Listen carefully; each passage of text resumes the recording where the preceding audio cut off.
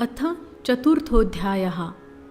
नारद जी द्वारा व्यास जी को देवी की महिमा बताना। ऋषिगण बोले, हे सौम्य, महर्षि व्यास की किस पत्नी से शुकदेव जी उत्पन्न हुए, उनका जन्म किस प्रकार हुआ और किस प्रकार से उन्होंने इस संहिता का सम्यक अध्ययन कर लिया। आपके द्वारा ही वे अयोनिज कहे गए हैं, तो फिर अरणी से उनकी उत्पत्ति कैसे हुई? हे महामते, इसमें हमें महान संशय हो रहा है, आप उसका समाधान करें। हम लोगों ने पहले ही सुना है कि महातपस्वी शुकदेव जी गर्भयोगी थे। ऐसी स्थिति में उन्होंने इतने विस्तृत पुराण श्रीमद् देवी भागवत का अध्ययन कैसे कर लिया? सूत जी बोले, प्राचीन काल में एक समय सत्यवती के पुत्र व्यास जी सरस्वती नदी के किनारे अपने आश्रम में गौरैया पक्षी का जोड़ा देखकर आश्चर्यचकित हो गए। अंडे से तत्काल पैदा हुए लाल मुख वाले सुंदर अंगों वाले एवं पंख रहित शिशु को घोंसले में ही छोड़कर वे दोनों उड़ गए और अत्यंत परिश्रम से चारा लेकर उस शिशु के चोंच में डालते हुए दोनों पक्षी अत्यंत आह्लादयुक्त होकर उस शिशु के अंगों को अपने अंगों से रगड़ते हुए प्रेमपूर्वक उसके सुंदर मुख को चूम रहे थे। व्यास जी उस शिशु में उन दोनों पक्षियों का ऐसा अद्भुत प्रेम देखकर चिंता में पड़ गए और मन ही मन सोचने लगे, यदि अपने पुत्र के प्रति पक्षियों में ऐसा प्रेम दिखाई दे रहा है, तो अपनी सेवा का फल चाहने वाले मनुष्यों में ऐसा प्रेम व्यवहार होने में आश्चर्य ही क्या? क्या ये दोनों पक्षी इसका सुख साधन स्वरूप विवाह करके स्वयं सुखी रहते हुए इसकी वधू का सुंदर मुख देख पाएंगे? क्या इनकी वृद्धावस्था में यह धर्मनिष्ठ पुत्र पुण्य प्राप्ति के लिए इन दोनों की सेवा करेगा? धन आदि अर्जित करके क्या यह अपने माता पिता को संतुष्ट रखेगा? और इनकी मृत्यु के उपरांत क्या इनका विधि पूर्वक प्रेतकर्म करेगा?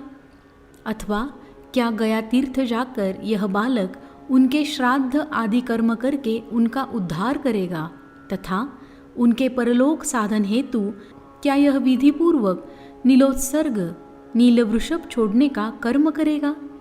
पुत्र के शरीर का आलिंगन और विशेष रूप से उसका लालन पालन इस संसार में सभी सुखों में उत्तम सुख कहा गया है।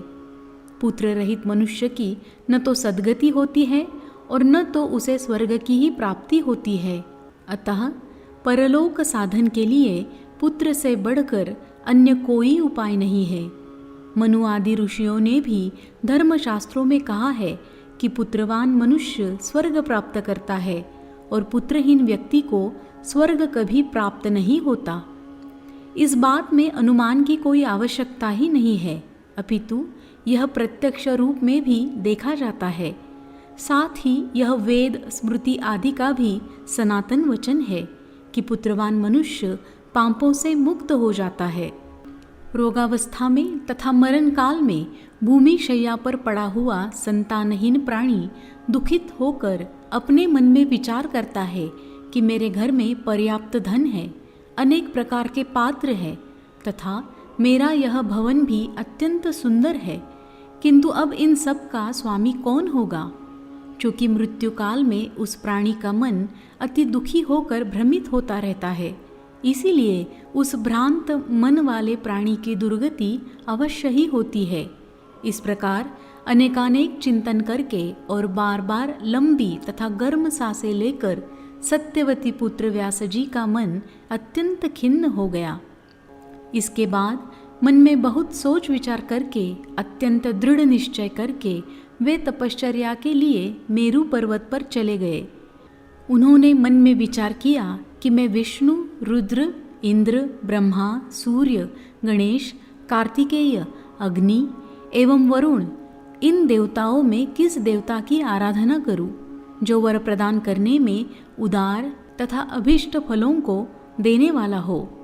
इस प्रकार व्यास जी विचार कर ही रहे थे कि उस समय संयोगवश मुनिश्रेष्ठ नारद जी हाथों में वीणा धारण किए हुए वहां आ गए उन्हें देखकर सत्यवती पुत्र व्यास जी अत्यंत प्रसन्न हुए और उन्होंने अर्घ्य तथा आसन प्रदान करके उन मुनि से कुशल क्षेम पूछा। कुशल प्रश्न सुन लेने के पश्चात मुनिवर नारद जी ने पूछा, हे द्वैपायन, आप किस कारण से चिंताग्रस्त हैं, मुझे बताइए। व्यास जी बोले, संतानहीन व्यक्ति की सद्गति नहीं होती और कभी भी उसके मन में सुखानुभूति नहीं होती है। इसी बात को लेकर मैं अत्यंत दुखित हूँ और बार बार यही सोचता रहता हूँ, मैं अभिलाषित फल देने वाले किस देवता को अपनी तपस साधना से प्रसन्न करूं। इसी चिंता में पड़ा हुआ मैं अब इसके समाधान हेतु आपकी शरण में हूँ। हे महर्षि, आप सब कुछ जानने वाले हैं। हे कृपा सिंधु, आप मुझे शीघ्र ही बताएं मैं किस देवता की शरण में जाऊं जो प्रसन्न होकर मुझे पुत्र प्रदान करे। सूत जी बोले, व्यास जी के द्वारा इस प्रकार पूछे जाने पर वेदवेत्ता तथा महामना महर्षि नारद अत्यंत प्रेमपूर्वक कृष्ण द्वैपायन से कहने लगे। नारद जी बोले, हे पराशर तनय, हे महाभाग, आपके द्वारा जो प्रश्न यहाँ मुझसे पूछा गया है वैसा ही प्रश्न पूर्व काल में मेरे पिता ब्रह्मा जी ने मधुसूदन भगवान विष्णु से किया था।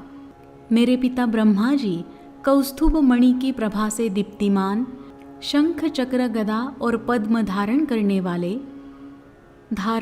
वाले, पीत वस्त्र धारण करने वाले, 4 भुजाओं वाले, श्रीवत्स चिन्ह से विभूषित वक्षस्थल वाले, सभी लोकों के कारण स्वरूप देवाधिदेव, जगतगुरु, जगदीश्वर, वासुदेव देवेश, जगतपति श्रीनाथ विष्णु को ध्यान में अवस्थित होकर कठोर तप करते हुए देखकर अत्यंत विस्मय में पड़ गए और उन्होंने पूछा। ब्रह्मा जी बोले, हे देवाधिदेव, हे जगन्नाथ, हे भूत भविष्य वर्तमान के स्वामी, आप किस लिए यह कठोर तपस्या कर रहे हैं? हे जनार्दन, आप किसके ध्यान में लीन हैं? हे देवेश, यह देखकर मैं परम विस्मय में पड़ गया हूँ कि समस्त विश्व का स्वामी होते हुए भी आप ऐसा ध्यान कर रहे हैं। भला इससे बढ़कर अन्य कौन सी विचित्र बात होगी? आपके नाभि कमल से प्रादुर्भूत होकर मैं संपूर्ण लोकों के कर्ता के रूप में अधिष्ठित हूँ। हे लक्ष्मीपते, आपसे भी श्रेष्ठतर कौन देवता है? उस देवता को मुझे बताइए। हे जगन्नाथ, मैं तो यही जानता हूँ कि आप ही आदि स्वरूप, सबके कारण, निर्माता, पालनकर्ता, संहारक तथा सभी कार्यों को संपादित करने वाले हैं।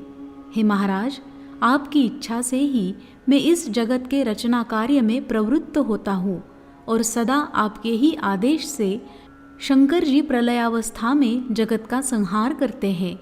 हे ईश, आपकी आज्ञा से ही सूर्य आकाश में नियमित रूप से भ्रमण करता है, शुभ तथा अशुभ हवा चलती है, अग्नि ताप धारण करती है और मेघ वृष्टि करता है। आप किस देवता का ध्यान कर रहे हैं, यह मेरी महती शंका है। मैं तो तीनों लोकों में आपसे बढ़कर अन्य किसी देवता को नहीं जानता हूँ। हे सुव्रत, मैं आपका भक्त हूँ, अतः कृपा करके अपनी तपस्या का रहस्य बताइए, क्योंकि यह सर्वविदित है कि महान लोग अपने भक्तों से कुछ भी गोपनीय नहीं रखते हैं। ब्रह्मा जी का वचन सुनकर भगवान विष्णु उनसे बोले, हे ब्रह्मण, आपको अपने मन की बात बताता हूँ, आप उसे एकाग्रचित्त होकर सुने। यद्यपि सभी देव, दानव और मानव यही जानते हैं कि आप जगत की रचना में जगत का पालन और शिवजी जगत के संहार में परम कारण हैं, तथापि वेद तत्वज्ञ विद्वान यह तर्कना करते हैं कि किसी शक्ति के द्वारा ही आप सृष्टि के कर्ता हैं, मैं भरता हूँ और शंकर जी हरता है। जगत की रचना के लिए आप में राजसी शक्ति विद्यमान है, मुझ में सात्विकी शक्ति स्थित है तथा शिव में तामसी शक्ति बताई गई है। उस शक्ति के न रहने पर आप न तो सृष्टि रचना कर सकते हैं, न मैं पालन कार्य करने में समर्थ हो सकता हूँ और न तो शंकर संहार कर सकते हैं। हे विभो, हम सभी निरंतर उस शक्ति के अधीन रहते हैं। हे सुव्रत, अब प्रत्यक्ष तथा परोक्ष से संबंधित दृष्टांत भी आप सुनिए। इसमें कोई संशय नहीं है, मैं परतंत्र होकर शेष शैया पर शयन करता हूँ और उसी शक्ति के अधीन होकर समय पर काल का वशवर्ती होकर मैं शयन से उठता हूँ। उसी शक्ति का अवलंबन प्राप्त कर मैं सदा तपश्चरण करता रहता हूँ। मैं कभी लक्ष्मी के साथ सुखपूर्वक विहार करता हूँ और कभी दानवों के साथ अत्यंत भीषण, शरीर को चूर्ण कर देने वाला तथा लोगों को भयभीत कर देने वाला युद्ध भी करता हूँ। हे धर्मज्ञ, आप यह तो प्रत्यक्ष जानते हैं कि पूर्व समय में मेरे द्वारा उस महासिंधु में 5000 वर्षों तक भीषण बाहु युद्ध किया गया था। हे देव, कान की मेल से उत्पन्न अत्यंत दुष्ट, मदोन्मत्त तथा अहंकारी मधुकैटभ नामक दोनों दानवों का मैंने देवी की कृपा से ही संहार किया था। हे महाभाग, क्या आप उस समय परात्पर कारण स्वरूपा महाशक्ति को नहीं जान पाए थे? अतः बार बार क्यों पूछ रहे हैं? उसी शक्ति की इच्छा से मैं परम पुरुष के रूप में महासागर में विचरण करता हूँ और विभिन्न युगों में कच्छप, वराह, नृसिंह तथा वामन के रूप में अवतारित होता रहता हूँ। तिर्यक योनि में उत्पन्न होना किसी के लिए भी प्रिय नहीं होता। मैं अपनी इच्छा से वामन, वराह आदि योनियों में उत्पन्न नहीं होता हूँ, अपितु इसमें उसी शक्ति की प्रेरणा ही परम कारण है। भला ऐसा कौन होगा जो लक्ष्मी के साथ सुखदायक विहार का त्याग करके मत्स्यादि नीच योनियों में जन्म लेगा? यदि मैं स्वतंत्र होता तो सुखदायिनी शैया को छोड़कर गरुड़ रूपी आसन पर बैठकर महाभयंकर युद्ध क्यों करता? हे अज, प्राचीन काल में एक बार आपके समक्ष ही धनुष्य की प्रत्यंचा टूट जाने के कारण मेरा सिर छिन्न हो गया था। तब शिल्पकारों में श्रेष्ठ आपने फिर से मेरे धड़ पर घोड़े का सिर जोड़ दिया था। हे लोक निर्माता, उसी समय से मैं हयग्रीव नाम से लोकप्रिय हुआ। यह सब आपके सामने घटित हुआ था। यदि मैं स्वाधीन होता तो संसार में यह विडंबना कैसे होती? अतएव मैं स्वतंत्र नहीं हूँ, अपितु सर्वथा उसी शक्ति के अधीन हूँ। मैं निरंतर उसी शक्ति का ध्यान करता हूँ। हे कमलोद्भव, मैं इसके अतिरिक्त अन्य कुछ भी नहीं जानता।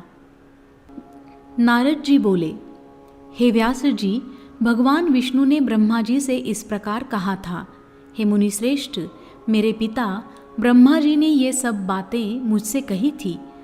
अतः आप भी कल्याणकारी पुत्र प्राप्ति के उद्देश्य से सर्वथा संशय रहित होकर अपने हृदय कमल में देवी भगवती के चरणारविंद का ध्यान कीजिए।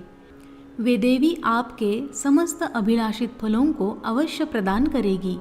सूत जी बोले, नारद जी के ऐसा कहने पर सत्यवती पुत्र व्यास जी देवी के चरणाविंद में अपना ध्यान केंद्रित करते हुए तपश्चर्या हेतु पर्वत पर चले गए। इति श्रीमद्देवी भागवते संहितायां प्रथमस्कन्धे देवी सर्वोत्तमेति कथनं नाम चतुर्थोऽध्यायः सम्पूर्णम्।